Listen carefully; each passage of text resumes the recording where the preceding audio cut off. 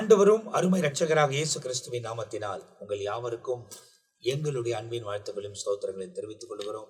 தேவனுடைய பெரிதான கிருபையால் மீண்டுமாய் சுவிசேஷம் என்ற இந்த நிகழ்ச்சியில உங்களோடு கூட கர்த்தருடைய வசனங்களை பகிர்ந்து கொள்வதில் நாங்கள் மிகுந்த மகிழ்ச்சி அடைகிறோம். தேவனோட ஊழியர்களோடு கூட இணைந்து பேசுவதில் பரிசுத்த ஆவியானவர் அவங்களுக்கு தருகிற வெளிப்பாடுகளை நம்மோடு கூட பகிர்ந்து கொள்வது நமக்கு ரொம்ப பிரயோஜனமாகவும் ஆசீர்வாதமா இருக்கிறது. உங்களுக்கு எப்படின்னு தெரியாது, அந்தந்த இடத்துல உட்கார்ந்து இந்த நிகழ்ச்சியில பேசி கொண்டிருந்தாலும் பேசுகிற எல்லா காரியமும் நிறைய மறைப்பொருள்களை எங்களுக்கு கவனத்துக்கு கொண்டு வந்து இவைகள் இப்படியெல்லாம் சொல்லப்பட்டிருக்கிறது என்பதை புரிந்து கொள்வதற்கு ஆண்டவர் உதவி செய்கிறார். அதே தேவன் உங்களுக்கும் உதவி செய்ய சர்வ வல்லமை உள்ள தேவனா இருக்கிறார். எல்லா தேவனுடைய திருச்சபை நடத்தக்கூடியவர்கள், முதிர்ச்சி அடைந்தவர்கள், மூத்தவர்கள், கர்த்தர் ஒவ்வொரு காரியத்திலையும் அவங்க அனுபவங்களும் தேவனோட நடந்த நடக்கையும் ஆண்டவரோடு கூட வசனத்தில் தியானித்த காரியங்களையும் எல்லாத்தையும் கொண்டு வந்து நமக்கு சேர்க்கிறார். எனவே இந்த நிகழ்ச்சி ரொம்ப பிரயோஜனமா இருக்கிறதை நான் உணர்கிறேன். நீங்களும் தொடர்ந்து பாருங்க. இதுக்கு முந்தி போடப்பட்டிருக்கிற எல்லா நிகழ்ச்சியும் பாருங்க. இப்போ நம்ம லூக்கா எழுதின சுவிசேஷம் 11ஆம் அதிகாரத்துக்குள்ள பிரவேசித்து நாம் செயல்பட்டு கொண்டிருக்கிறோம். ஆனால் இதுக்கு முன்ன மத்தேயு எழுதின சுவிசேஷம், மார்க் எழுதின சுவிசேஷம் எல்லாம் பதிவிடப்பட்டிருக்கிறது. அவைகள் எல்லாம் நீங்கள் கிரேஸ் டெலிவிஷன் யூடியூப் சேனல்ல நீங்க பார்க்க முடியும். பகுதி பகுதியாய் வசனமாய் பார்க்க முடியும். இந்த பகுதியில லூக்கா எழுதின சுவிசேஷம் இப்போ 11ஆம் அதிகாரம் 9ஆம் வசனத்திலிருந்து 13ஆம் வசனம் வரை முதலாவது நாம் தியானிக்க போகிறோம். அதை தொடர்ச்சியா ஊழியக்காரங்க நம்ம மத்தியில பேச போறாங்க. ஏன்னா போன முறை நண்பனை குறித்தும் இரவு நேரத்தில் வந்து அவர் அப்பத்தை கேட்டதை குறித்தும், முதலாவது மாட்டேன் என்று சொன்னவர் அவர் வருந்தி கேட்டுக்கொண்டபடியால் எழும்பி கொடுத்ததை குறித்தும் இயேசு அந்த இடத்துல சொன்னதை வேதாகமத்தில் எழுதப்பட்டிருக்கிறது. அதன் தொடர்ச்சியாய் வரப்போகிற காரியத்தை நம்ம ரெவரண்ட் ஜான் பீட்டர் ஐயா அவங்க பேச போறாங்க. நம்ம நேரடியாக நிகழ்ச்சிகள் கடந்து போக போகிறோம். இந்த வாய்ப்புக்காக, தொடருக்காக மீண்டும் கர்த்தருக்கு மகிமை உண்டாகட்டும். 11ஆம் அதிகாரத்தின் லூக்கா சுவிசேஷம் 1 முதல் 13 வரைக்கும் ஜபத்தை குறித்ததான 3 பிரிவுகள். ஜபம் என்ற ஒன்றாய் இருந்தாலும் ஜபத்தின் 3 விதமான தன்மையை விளக்கி சொல்வதை தான் கேட்டுக்கொண்டிருக்கிறோம். 11ஆம் அதிகாரத்தின் 2ஆம் வசனம், நீங்கள் ஜெபம் பண்ணும் போது நீங்கள் ஜெபிக்க வேண்டும் என்று சொல்றார். 11ஆம் அதிகாரத்தின் 5ஆம் வசனம், பின்னும் அவர் அவர்களை நோக்கி என்று ஒரு வார்த்தை குறிப்பிடப்பட்டிருக்கிறது.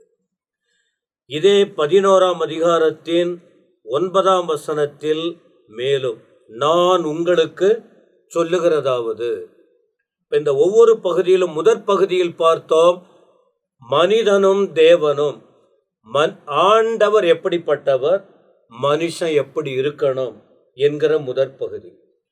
2வது பகுதி, ஒரு மனுஷன் தனக்காக மட்டும் வாழுகிறவன் அல்ல, பிறனுக்காக வாழ வேண்டும், பிறருக்கு பரிந்து பேச வேண்டும், தன் நேரத்தை செலவழிக்கணும், தனக்கு பல கஷ்டங்கள் இருந்தாலும் அதை பொருட்படுத்தாம பிறருக்காக இரவுன்னு பார்க்காம பகல்னு பார்க்காம பிறருக்காக பரிந்து பேச வேண்டும் என்கிற சத்தியத்தை 2வது பகுதியில் பார்க்க முடிகிறது.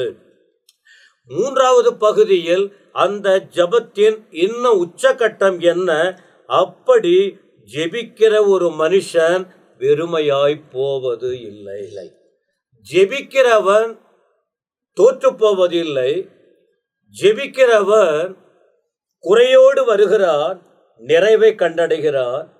ஜெபிக்கிற மனுஷன் தேவனோடு நெருங்குகிறதினால் மனுஷனுக்கு என்ன தேவை இருக்கோ அந்த தேவைகளை சந்திக்கிற ஆண்டவர் குறைவோடு அல்ல, நிறைவோடு கொடுத்து அவர்களை உயிர்ப்பிக்க, அவர்களை மகிழ்விக்க, அவர்களை திருப்தியாக்க, அவர்களை சந்தோஷப்படுத்த, பிறர் இந்த சம்பவத்தை அறிந்து இன்னும் கற்றுக்கொள்ள தேவன் இதில் விளக்கத்தை கொடுக்கிறார். மேலும் நான் உங்களுக்கு சொல்லுகிறதாவது 3 காரியம் சொல்றார். கேளுங்கள், தேடுங்கள், தட்டுங்கள். கேளுங்கள் என்று சொல்லும்போது தன்னுடைய நாவை உபயோகப்படுத்துவது, தன்னுடைய நாவு வாயை உச்சரிக்க வேண்டும். ஜெபிக்கும் போது தன்னுடைய உதடுகளை திறந்து ஜெபிக்க வேண்டும். தேடுங்கள் அப்படின்னு சொல்லும்போது தங்களுடைய முயற்சிகள் வெளிப்படுகிறது. அவருடைய கண்கள், அதாவது அவரை நோக்கி பாருங்கள், அவருடைய கண் பயன்படுத்தப்படுகிறது. மூன்றாவது, தட்டுங்கள். இது தங்களுடைய முயற்சிகள், தன்னுடைய கடின உழைப்பு, நேரம் எடுத்து செயல்பட வேண்டும் என்கிற காரியத்தை கூட சொல்ல முடியும். கேட்டால் என்ன நடக்கும், தேடினால் என்ன நடக்கும், தட்டினால் என்ன நடக்கும் அப்படின்னு பார்த்தா, கேட்டால் எதை கேட்கிறீர்களோ உங்களுக்கு அது கொடுக்கப்படும். ஞானத்தை கேட்டால் ஞானம் கிடைக்கும், சுகத்தை கேட்டால் சுகம் கிடைக்கும். எதை நீ கேட்கிறியோ அது உனக்கு கொடுக்கப்படும். இரண்டாவது, தேடுங்கள் அப்பொழுது கண்டடைவீர்கள். கொடுக்கிறவர் யார்? தேவன். தேட வேண்டியவர் யார்? மனுஷன். யாரை தேடணும்? ஆண்டவரை தேடணும். எப்படி தேடணும் அப்படின்னு சொன்னால், முழு இருதயத்தோடு தேட வேண்டும். எப்பொழுது தேட வேண்டும்? அதிகாலையில். அதிகாலையில் தேடுகிறவன் என்னை கண்டடைகிறார். வேதத்தில் படிக்கிற நீதிமொழிகள் 8ஆம் அதிகாரத்தில் அதிகாலையில் தேடணும். எப்படி தேடணும்? முழு இருதயத்தோடு தேடணும். தேடினால் கண்டிப்பா என்ன செய்ய முடியுமா? கண்டடைய முடியும். நீ எதை கேட்கிற அதை கண்ணால பார்க்க முடியும், கண்ணால் பார்க்க முடியும். தட்டுங்கள் அப்பொழுது உங்களுக்கு திறக்கப்படும். இதற்கு உதாரணம் தான் மேலே உள்ள குறிப்பில் பார்த்தோம். தட்டிக்கிட்டே இருக்கிறான். பாதி ராத்திரி தட்டிக்கிட்டே இருக்கிறான். ஆனா அந்த பாதி ராத்திரியில தட்ட தட்ட தட்ட முடியாது என்கிற நிலைமை கூட என்னது பாருங்க, முடிந்தது. ஒரு வார்த்தை சொல்லுவாங்க, அடி மேல அடி அடித்தால் என்ன நகருமா? அம்மி நகருமா? அம்மின்னு தெரியாதவங்க பழைய ஆட்களை கேட்டு தெரிஞ்சுங்க. மிளகாய் அரைக்கிறது அன்னைக்கு அரைச்சுதான் எல்லாம் செய்வாங்க. இந்த மின்சாரம் அன்று உழைப்பு, அதான் அந்த கடின உழைப்பு, அது ருசியே வேறதான். கஷ்டப்பட்டு ஜபம் பண்ணி அப்பா அம்மாவை கேட்டா தெரியும். இன்னைக்கு பிள்ளைங்க எல்லாம் வளர்ந்து நல்லா இருக்கிறாங்க. இன்னைக்கு நல்லா சந்தோஷமா, நல்ல வஸ்திரம், என்ன நல்ல காரியங்கள். ஆனா அன்னைக்கு அப்பா அம்மா கஷ்டப்பட்டு ராத்திரி பகலா அழுது கத்தர்கிட்ட தேடி தேடி தேடி கஞ்சி குடிச்சவங்க, நல்ல துணி இல்லாதவங்க, இருக்க இடம் இல்லாதவங்க கஷ்டப்பட்டு வாங்கி கொடுத்துதான் இன்னைக்கு பிள்ளைங்க நல்லா இருக்கிறாங்க. அப்ப இந்த இடத்துல பார்க்கும்போது ராத்திரியில அவ்வளவு கடினமா அவன் பிரயாசப்பட்ட போது பலரை பெற்றுக்கொண்டான் என்று பார்க்கிறோம். அதனாலதான் அந்த 3வது பகுதி, தட்டுகிறவனுக்கு என்ன செய்யுமா? திறக்கப்படும். ஏனென்றால் 10வது வசனம், கேட்கிறவன் எவனும் பெற்றுக்கொள்ளுகிறான், தேடுகிறவன் கண்டடைகிறான், தட்டுகிறவனுக்கு திறக்கப்படும். கேட்கிறவன் எவனும் என்ன செய்யறானா? இதுல எந்த ஜாதி, என்ன வயது, எந்த, இன்னைக்கு நிறைய பேர் நாங்கெல்லாம் ஜெபம் பண்ணா நாங்க கேட்டா உங்களுக்கு கிடைக்கும், உங்களுக்கு கொடுப்பாங்க. அதாங்க, இந்த தேவன் பட்சபாதம் இல்லாதவர். இந்த இயேசு கிறிஸ்து யாருன்னு சொன்னா, உலகத்தில் இருக்கிற எல்லாருக்கும் தகப்பனவர், எல்லாருக்கும் தேவன். யாரு வேணாலும் வரலாம், எப்ப வேணாலும் வரலாம், எதை வேண்டுமானாலும் கேட்கலாம். அப்படி கேட்க மனமில்லை. இன்னைக்கு நிறைய பேர் தேவ மனுஷங்கிட்ட போன் பண்ணிட்டு, எனக்காக நீங்க ஜெபம் பண்ணுங்க, ஏன் தேவைகளுக்காக நீங்க கேளுங்க. இங்க என்ன சொல்றாரு? ஓம் பிரச்சனைக்கு நீ கேளுப்பா, ஜெபிக்க கற்றுக்கொள்ளுங்கள். இந்த செய்தியின் தொகுப்பே அதுதானே. நீ ஜெபிக்க கற்றுக்கொள். எத்தனை நாளைக்கு மற்றவங்க கிட்ட வாங்கி கொடுத்து நீ சாப்பிடுவ? நீயே சாப்பிடணும் இல்லையா?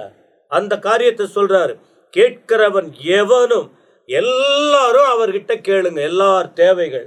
ஒன்றும் இல்லை. இப்ப நாம என்ன, பிள்ளைங்க கிட்ட, பெற்றோர்கிட்ட பிள்ளைங்க, அப்பா ஸ்கூலுக்கு நாளைக்கு யூனிஃபார்ம், நாளைக்கு அது வேணும் இது வேணும், இவங்க இல்லைன்னு சொல்ல மாட்டாங்களே. அதே போல நம்ம நீங்க யாரா இருந்தா கூட சரிங்க, இவங்க ஏன் சத்தம் கேட்குமா, எங்க ஜபம் கேட்குமா, அதெல்லாம் இல்லை.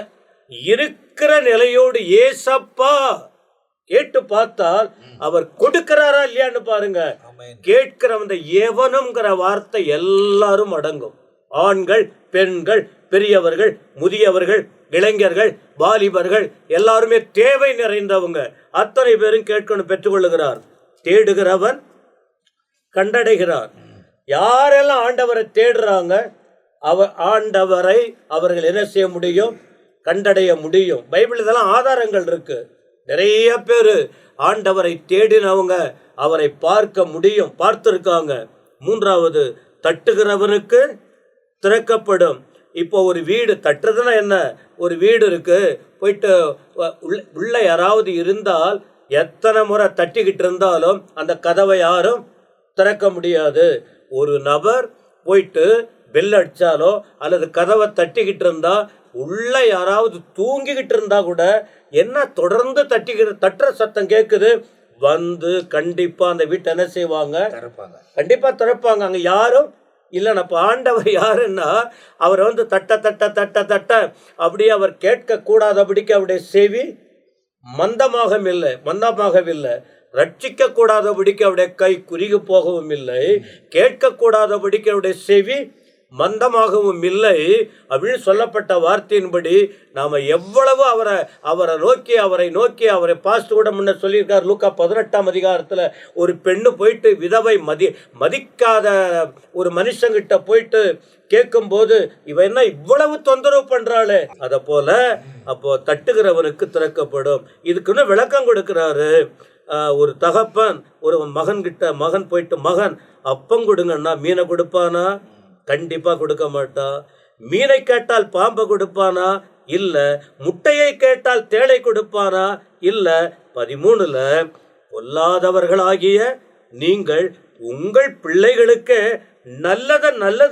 நல்லத வாங்கி கொடுக்கும் போது பரமபிதா, உன்னை படைத்த பிதா, உன்னை உருவாக்கின பிதா, உன் தேவைகளை அறிந்த பிதா, உன்னை வாழ வைக்க விரும்புகிற பிதா நல்லதையே கொடுத்து உன்னை அழகு பார்த்து உன்னை அலங்கரித்து உன்னை மகிழ்விக்க வல்லவர் பிதாவானவர் தம்மிடத்தில் வேண்டிக் கொள்ளுகிறவர்களுக்கு பரிசுத்த ஆவியை கொடுப்பது அதிக நிச்சயம்.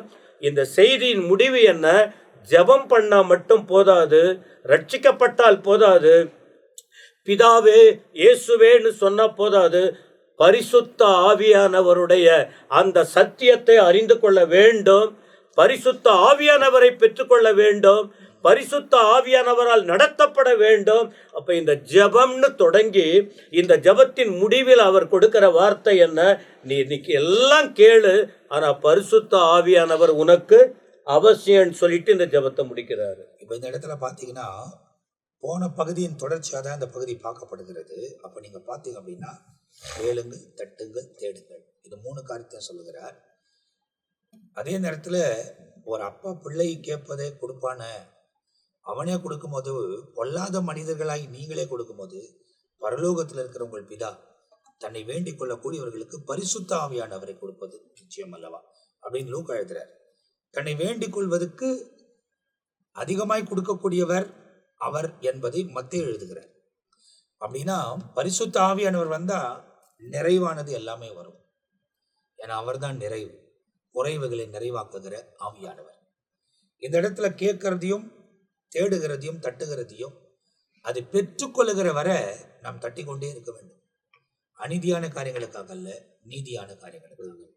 எனவே தேவனோடு இணைந்து வாழவும், தேவனுக்காக உங்களை அர்ப்பணித்துக் கொள்ளவும் நீங்க உங்களை ஒப்பு கொடுக்கும் போது உண்மையாகவே கர்த்தர் ஜெபத்தை கேட்கிறவர் என்பதை குறித்து இந்த பகுதிகள் நமக்கு விவரமாய் கூறுகிறது. இதுல அதிகமான விளக்கங்களை சொல்ல முடியும்.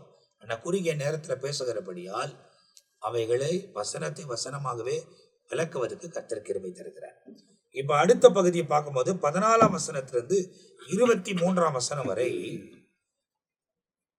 ஒரு வீட்டை குறித்தும் இல்ல சத்துரு வந்து என்ன செய்ய முடியும் என்ன செய்யக்கூடாது என்பதை குறித்து வேதத்துல ரொம்ப தெளிவா இந்த இடத்துல ஆண்டவர் விளக்கக்கூடிய காரியத்தை லூக்கா எழுதுகிறார்.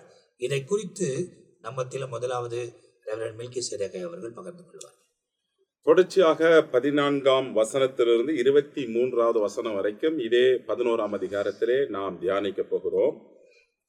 இங்கே நாம் பார்க்கும் பொழுது ஆண்டவர் ஜபத்தை குறித்து எல்லா காரியங்களையும் சொல்லி முடித்த பிற்பாடு, பின்பு அவர் ஊமையாயிருந்த ஒரு பிசாசை துரத்தினார். பிசாசு புறப்பட்டு போன பின்பு ஊமையன் பேசினான். ஜனங்கள் ஆச்சரியப்பட்டார்கள். இயேசு செய்த அநேக காரியங்களிலே இஸ்ரவேலிலே ஒரு அதிசயமான ஒரு காரியம் என்ன என்று சொன்னால், ஊமையர்கள் பேசுகிறது, பிசாசுகளை துரத்துகிறது. எப்ப இவன் பேச தொடங்கினான்னா, பிசாசு பேய்கள் போன பிற்பாடு இவன் பேச தொடங்குகிறான். மத்தேயுவின் புஸ்தகத்துல 9ஆம் அதிகாரத்துல கூட நம்ம பார்க்கும் பொழுது, அவர் புறப்பட்டு போகையில் பிசாசு பிடித்திருந்த ஊமையான ஒரு மனுஷனை அவரிடத்தில் கொண்டு வந்தார்கள். பிசாசு துரத்தப்பட்ட பின்பு ஊமையன் பேசினால் ஜனங்கள் ஆச்சரியப்பட்டு, இஸ்ரவேலில் இப்படி ஒரு காலமும் காணப்படவில்லை என்றார்கள். பரிசேயரோ, இவன் பிசாசுகளின் தலைவனாலே பிசாசுகளை துரத்துகிறான் என்றார்கள். இன்னைக்கு பாருங்க, இப்படி இஸ்ரவேலில் ஒரு காலம் நடந்ததில்லை. ஆண்டவர் அநேக இடங்களிலே விதமான பிசாசுகளை பிடித்திருந்தவர்களை குணமாக்கி பிசாசுகளை துரத்தி பேச வைத்துக் கொண்டே இருந்தார். மத்தேயு 12ஆம் அதிகாரம் 22 24 வரைக்கும் பார்க்கும் பொழுது, அப்பொழுது பிசாசு பிடித்திருந்த குருடும் ஊமையான ஒருவன் அவரிடத்தில் கொண்டு வரப்பட்டான். குருடும் ஊமையானவன் பேசவும் தக்கதாக அவனை சொஸ்தமாக்கினார். ஜனங்கள் எல்லோரும் ஆச்சரியப்பட்டு, தாவீதின் குமாரன் இவர்தான் என்றார்கள். பரிசேயர் அதை கேட்டு, இவன் பிசாசுகளின் தலைவனாகிய பெயல்செபூலினாலே பிசாசுகளை துரத்துகிறான் என்று சொன்னார்கள். மறுபடியும் எங்கெங்கெல்லாம் அற்புதம் நடக்குதோ அங்கெல்லாம் இதை சொல்லினே இருந்தாங்க. இன்னொரு இடத்துல மார்க்குவின் புஸ்தகத்திலே 7ஆம் அதிகாரம் 32ஆம் வசனம் சொல்லுகிறது, கொன்னை வாயுடைய ஒரு செவிடன். இங்க குருடு ஊமை, இப்போ செவிடன், கொன்னை வாயுடைய ஒரு செவிடன் அவரிடத்துல கொண்டு வந்து தமது கை அவன் மேல் நீட்டும்படி வைக்கும்படி வேண்டிக் கொண்டார்கள். அப்பொழுது இயேசு அவனை ஜனக்கூட்டத்தை விட்டு வெளியே தனியே அழைத்து கொண்டு போய் தம்முடைய விரலினாலே அவன் காதுகளில் வைத்து உமிழ்ந்து அவனுடைய நாவை தொட்டார். வானத்தை அண்ணார்ந்து பார்த்து பெருமூச்சு விட்டு எப்பத்தா என்றார். அதற்கு திறக்கப்படுவாயாக என்று அர்த்தமாம். உடனே அவனுடைய செவிகள் திறக்கப்பட்டு அவனுடைய நாவின் கட்டும் அவிழ்ந்தது. அவன் செவ்வையாய் பேசினான். இதை ஒருவருக்கும் சொல்ல வேண்டாம் என்று கட்டளையிட்டார் என்று நம்ம பார்க்கிறோம். அப்போ ஜீசஸ் ஹீலிங் மெத்தட்ல ஒவ்வொன்னு இப்போ இயேசு அற்புதம் செஞ்ச உடனே இப்ப அங்கிருந்த ஜனங்கள் என்ன பேசுறாங்க, அவர்களில் சிலர் இவன் பிசாசுகளின் தலைவனாகிய பெயல்செபூலை கொண்டு பிசாசுகளை துரத்துகிறான் என்றார். வேறு சிலர் அவரை சோதிக்கும்படி, இப்ப பாருங்க, இந்த 10ஆம் அதிகாரத்திலிருந்து நம்ம வரும்பொழுதே அவரை சோதிக்கும்படி அநேகர், இந்த நியாயசாஸ்திரி அவரை சோதிக்கும்படி கேள்வி கேட்டான். ஆண்டவர் போய் அவனுக்கு 2 முறை சொன்னார், நீ போய் அப்படியே செய், நியாயப்பிரமாணம் என்ன சொல்லுகிறதோ அப்படியே செய். அதே போல இந்த சமாரியன் யார் அவனுக்கு நல்லது செய்தானா, இவன் தான் அப்படின்னா, நீயும் போய் அப்படியே செய். அப்போ ஆண்டவர் சோதிக்கிறவர்களையே செய்யும்படியா வச்சார். இப்ப இவங்க நன்றாங்கன்னா, பிசாசுகள் இதுவரைக்கும் நடந்திராத ஊமையான மனுஷன் பேசின உடனே இவன் பிசாசுகளின் தலைவன், பெயல்செபூலினாலே பிசாசுகளை துரத்துகிறான் என்று ஆண்டவர்கிட்ட குற்றம் சாட்டுறாங்க. ஆண்டவர் ஏற்கனவே சொல்லி இருந்தாரு. ஆண்டவர் என்ன பண்ணாருன்னா, யாரை கொண்டு பிசாசுகளை துரத்தினார்னா, மத்தேயு 12ஆம் அதிகாரம் 28ஆம் வசனத்துல சொல்லப்படுகிறது. இயேசு சொல்றார், நான் தேவனுடைய ஆவியினாலே பிசாசுகளை துரத்துகிறபடியால் தேவனுடைய ராஜ்யம் உங்களிடத்தில் வந்திருக்கிறது. தேவனுடைய ஆவியினாலே தான். இன்னைக்கு பிசாசே துரத்த முடியாது. ஆண்டவர் அதை கீழே சொல்றாரு தெளிவா, தனக்குத்தானே பிரிந்திருக்கிற ராஜ்யம் நிலைவரப்பட மாட்டாது. இன்னைக்கு தேவனிடத்தில் வந்தவர் இவர் என்பதை அவர்கள் மறந்து விட்டு, இவன் பெயல்செபூலினாலே பிசாசுகளை துரத்துகிறான், பிசாசுகளுடைய தலைவன் இவன் என்று சொல்லி எல்லாம் பேசுறாங்க. இப்ப அவரை சோதிக்கும்படியாக கேட்கிறாங்க. எப்பவுமே இஸ்ரவேலர்கள் என்ன பண்ணுவாங்கன்னா, அடையாளத்தை தான் நம்புவாங்க. அவங்க எப்பவுமே சைன்ஸ் அண்ட் வண்டர்ஸ், அடையாளத்தை எங்களுக்கு காண்பி. இப்ப அவங்க என்ன கேட்கிறாங்கன்னா, வேறு சிலர் அவரை சோதிக்கும்படி வானத்திலிருந்து எங்களுக்கு ஒரு அடையாளத்தை காட்ட வேண்டும் என்று கேட்டார்கள். அவர்களுடைய சிந்தனைகளை அவர் அறிந்து, இப்ப ஆண்டவருக்கு தெரியும் இல்லைங்களா எப்படி என்ன செய்ய வேண்டும், அவர்களுடைய சிந்தனைகளை நினைவுகளை தேவன் அறிந்து. மத்தேயு 9ஆம் அதிகாரத்துல 14ஆம் அதாவது வசனம். இப்ப என்னன்னா உலகத்துல ஆ, இதை நீங்க துரத்திட்டீங்கல்ல, இப்ப எனக்கு வானத்துல இருந்து ஒரு அடையாளத்தை. அதான் அப்பதான் நம்புவோன்றான். ஆமா, யாரா நம்புவோனா, நீ தேவனுடைய இப்ப குமாரன் என்ன என்று சொல்றாங்க, இவன் பிசாசுக்கு தலைவன், ம், அதனாலதான் பிசாசுகள் இவனுக்கு கீழ்ப்படுகிறது, ஆமா, ஒரு தலைவனுக்கு கீழ்ப்படிதுன்றாங்க. ம், இப்ப அத தெரிந்து கொள்றதுக்கு இவங்க என்ன பண்றாங்க, சரி பிசாசத்தை துரத்துறதுலாம் ம், வானத்துல இருந்து ஒரு அடையாளம் காமி அப்ப ஆமா. அப்படின்னு கேக்குறாங்க. இப்ப அடையாளத்தை எங்களுக்கு காண்பிக்க வேண்டும் என்று இவங்க கேக்குறாங்க இல்லைங்களா. இப்போ வேதத்துல வந்து அநேக இவங்களுடைய எதனாங்கனாங்க, மத்தேயு 12ஆம் அதிகாரத்துல நம்ம பார்த்தீங்கன்னா 38, 39 அடையாளத்துக்காக சொல்றேன். ம். அப்பொழுது வேத பாரகரிலும் பரிசேயரும் சிலர் அவரை நோக்கி, போதகரே, உம்மால் ஒரு அடையாளத்தை காண விரும்புகிறோம் என்றார்.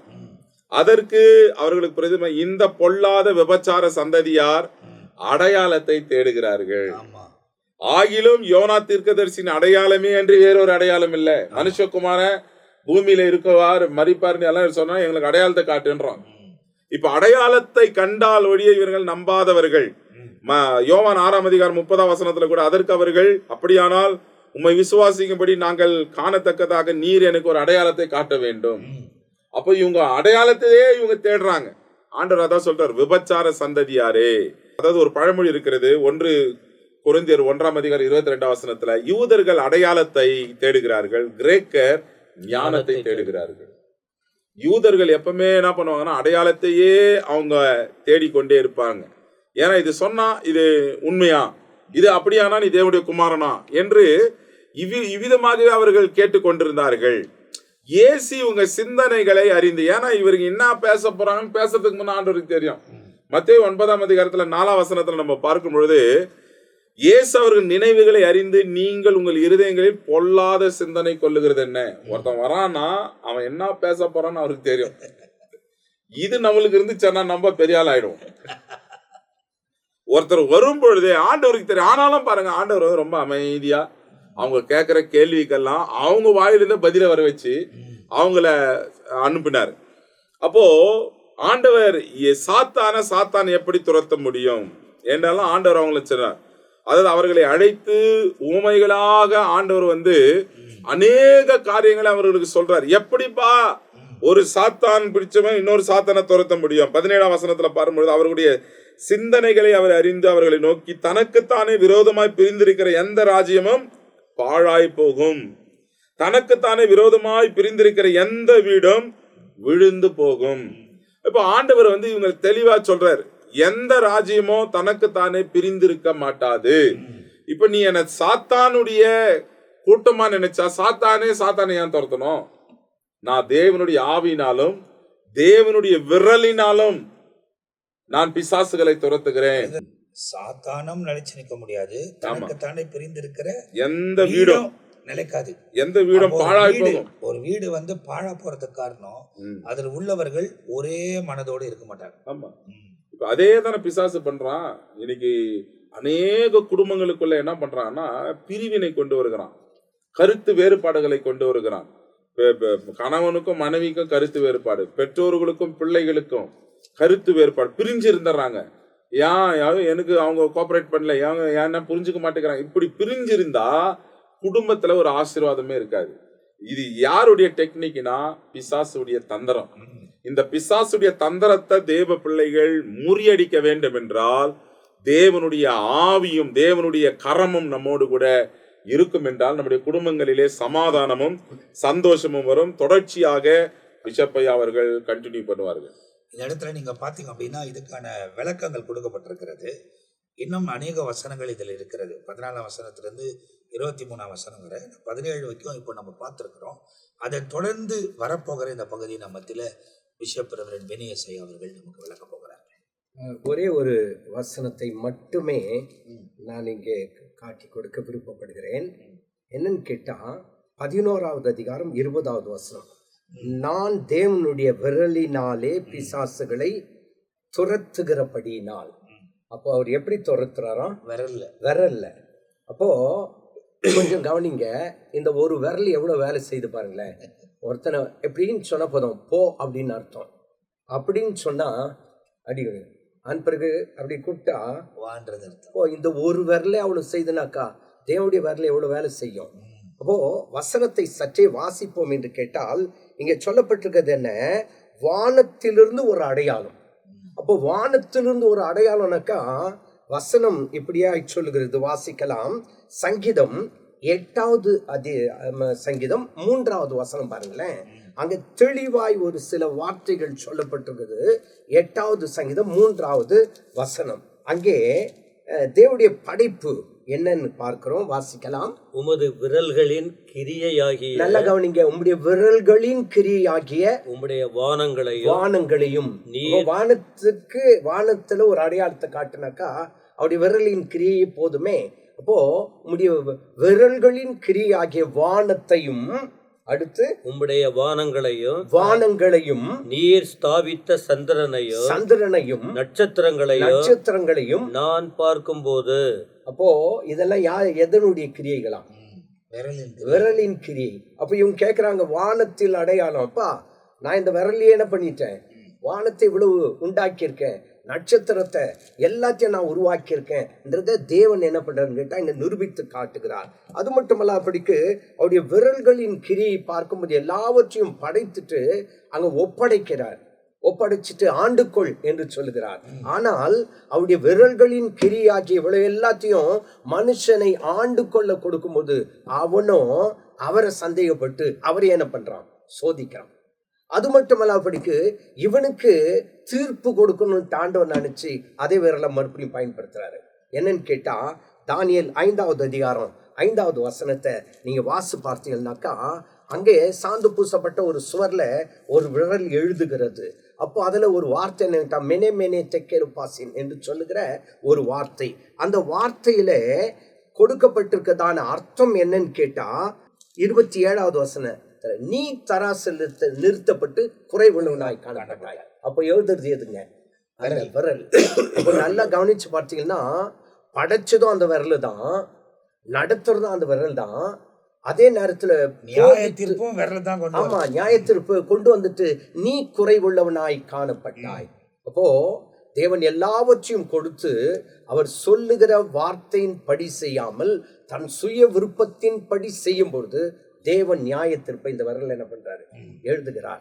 இதே வரல என்ன பண்றாருன்னு கேட்டா அற்புதங்களை செய்கிறார். ஐயா சொன்ன வார்த்தையின்படி அந்த விரலினால என்ன பண்றாரு. அதேதான் இப்போ நீங்க பாத்தீங்கன்னா அந்த பாவியான ஸ்திரீ வரும்போது கூட ஆமா கீழே உட்காந்து விரல்ல எழுத ஆரம்பிக்கிறார். இப்போ எல்லாமே அவருடைய விரல் தான். அப்படியே விரல்களின் கிரியை அப்படின்னு இருக்கு. அவர் கிரியை செய்தது எல்லாம் என்னன்னு கேட்டா செய்துட்டு அடுத்து என்ன பண்றான்னு கேட்டா தன்னுடைய விரல்களினால் என்ன பண்றான்னு கேட்டா நியாயப்பிரமாணத்தை எழுதி அவர் கொடுக்கிறார். அதுல என்ன சொல்லப்பட்டிருக்குது, அதிலே அதற்கு கீழ்ப்படிந்தால் உனக்கு ஆசீர்வாதம், கீழ்ப்படியல் அப்படின்னு சொன்னா சாபம். அதை என்ன பண்றான்னு கேட்டா தீர்ப்பாய் எழுதி கொடுக்கிறார். இப்போ இந்த மனுஷனுக்கு ஆசீர்வாதத்தை பெற்றுக்கொள்ளணுன்ற ஆசை இருக்கு, அதே நேரத்துல வசனத்துக்கு கீழ்ப்படுகிற இருதயம் இல்லை. அப்போ ஆண்டவருடைய தீர்ப்பு என்னன்னு கேட்டா நீ தராசிலே நிறுத்தப்பட்டு குறைவுள்ளவனாய் காணப்பட்டாய். எனக்கு அருமையான கர்த்தருடைய பிள்ளைகளே, இங்க வசனத்திலே நாம் வாசித்தோம் அவருடைய விரல்களினால் என்ன செய்யறாராம், தேவன் தம்முடைய விரல்களினால் பிசாசுகளை துரத்துகிறபடியினால் தேவனுடைய ராஜ்யம் உங்களிடத்தில் வந்திருக்கிறதே. அப்படி என்றால் தேவனுடைய ராஜ்யம் இப்போது சமீபமா இருக்குது. நாம் சுவிசேஷத்தை பிரசங்கிக்க வேண்டும். ஆண்டவரை சோதிக்கிறதல்ல, அவருடைய வார்த்தைகளுக்கு உண்மையாய் செவி கொடுப்போமானால், அவருடைய வார்த்தைகளுக்கு உண்மையாய் செவி கொடுக்கும்போது தேவனாகிய கர்த்தர் தம்முடைய விரலினாலே தீர்ப்பு எழுத உண்மையுள்ளவராயிருக்கிறார். இன்றைக்கு நாம் தராசில் நிறுத்தப்பட்டு குறைவுள்ளவர்களாய் இருக்கிறோமா சற்று யோசித்து பார்க்கலாம். அது மட்டும் அல்லாதபடிக்கும் இங்க சொல்லப்பட்டிருக்கிறது என்ன, தேவனுடைய ராஜ்யம் உங்களிடத்தில் வந்திருக்கிறதே. அப்போ தேவனுடைய ராஜ்யம் நம்மிடத்தில் வந்திருக்கிறது. நாம என்ன செய்யணும், அந்த தேவனுடைய ராஜ்யத்தை சுவிசேஷமாய் சொல்ல வேண்டும். ஆனா இங்க என்ன பண்றாங்கன்னு கேட்டா அவரை சோதிக்கும்படி, ஐயா சொன்ன மாதிரி இந்த 10வது அதிகாரம் 11வது அதிகாரம் ரெண்டுத்திலையும் அநேக இடத்துல இயேசு என்ன பண்றாங்க, சோதிக்கிறாங்க. இன்றைக்கு நாம் அவரை சோதிக்காதபடிக்கு அவர் விரல்களினால் எழுதி கொடுத்ததான சட்ட திட்டங்கள், நியாய பிரமாணங்கள், அவைகள் எல்லாவற்றையும் நாம் அறிந்து, அது மட்டுமல்லாதபடிக்கு அருமையான பில்லி அவர்கள் சொன்ன மாதிரி அங்கே விபச்சாரத்தால் பிடிக்கப்பட்டதான ஒரு பெண்ணை கொண்டு வந்து நிப்பாட்டும் போது அங்கே தேவன் என்ன பண்றான்னு கேட்டா விரல்களினால் எழுதுகிறார். ஆனா என்ன எழுதினார்ன்றது நம்ம அதை தெளிவாய் புரிந்து கொள்ளாவிட்டாலும் அவர் சொல்லுகிற ஒரே ஒரு வார்த்தை என்னன்னு கேட்டா, உங்களில் பாவம் செய்யாதவன் முதலாவது என்ன பண்ணும், கல்லெறியலாம். ஆனா ஒருத்தருக்கும் அந்த தைரியம் இல்லை. அவர் தீர்ப்பு எழுதிட்டா அவருக்கு விரோதமாக எதிர்த்து நிற்க ஒருவராலும் முடியவே முடியாது.